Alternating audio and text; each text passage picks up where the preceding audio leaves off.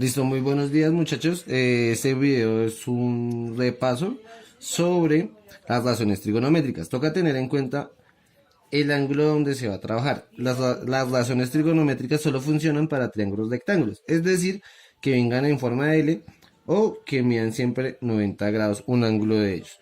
Para esto tenemos que prestar mucha atención. Recordar que el lado más largo se llama hipotenusa, el lado que mira el ángulo que está contra el ángulo se llama cateto opuesto, y el lado que mide el que toca el ángulo se llama cateto adyacente.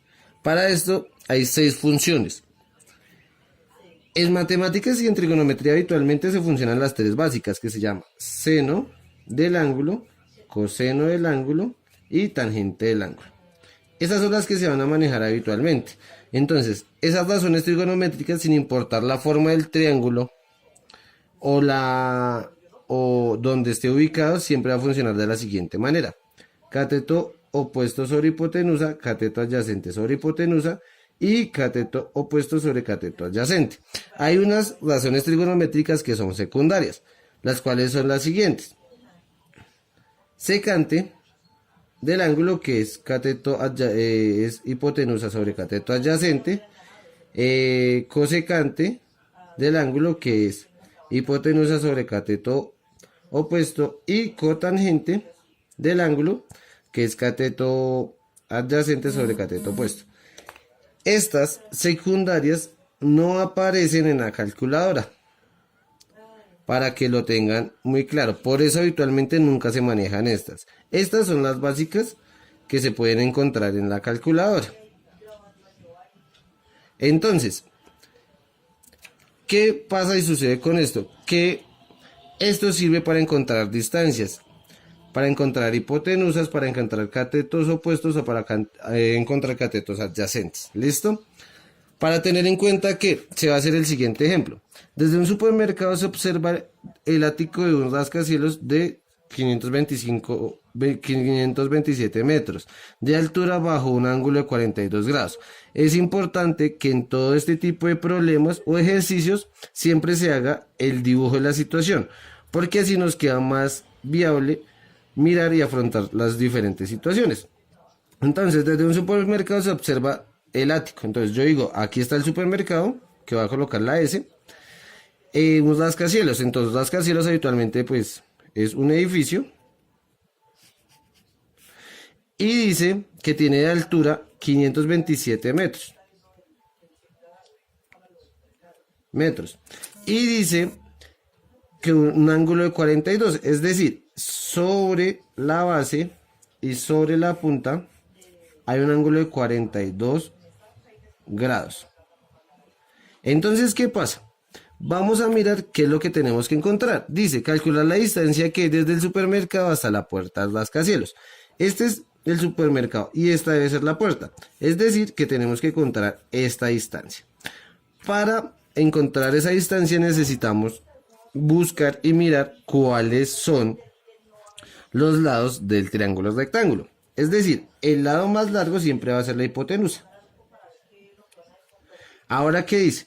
Vamos a mirar el ángulo.